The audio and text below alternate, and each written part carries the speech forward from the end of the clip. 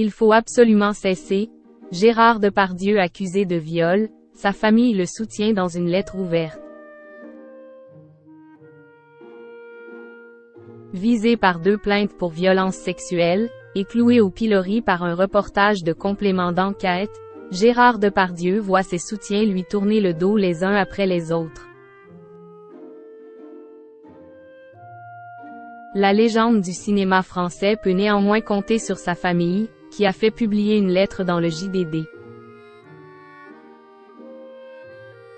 Seul contre tous, ou presque. Depuis la diffusion du complément d'enquête, le 7 décembre dernier, et de ces images chocs, Gérard Depardieu voit le monde qui encensait sa carrière au cinéma lui tourner le dos. Le Québec l'a radié de l'ordre national, alors qu'en France, la ministre de la Culture, Rima Abdul-Malak, s'interroge sur un possible retrait de sa Légion d'honneur. Même dans son camp, les soutiens se font de plus en plus rares. Julie, sa fille, qui l'aidait à faire front contre toutes ces accusations, semble battre en retraite. Julie était la dernière à lui parler, mais elle a mis des distances entre eux. Elle ne veut plus s'occuper de lui, elle dit qu'il n'en fait qu'à sa tête, a confié une source proche auprès du magazine Voici. Pourtant, la comédienne s'est jointe au reste de sa famille pour soutenir Gérard Depardieu contre cette cabale inédite.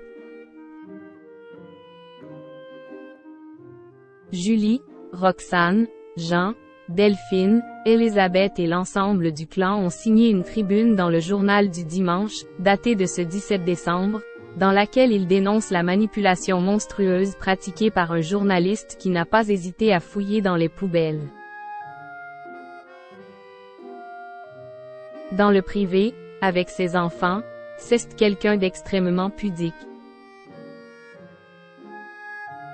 Abasourdie par le vol de ces images tournées en Corée du Nord, elle interprète d'Obélix a attaqué le réalisateur de ce reportage, comme l'a révélé Yann Moix.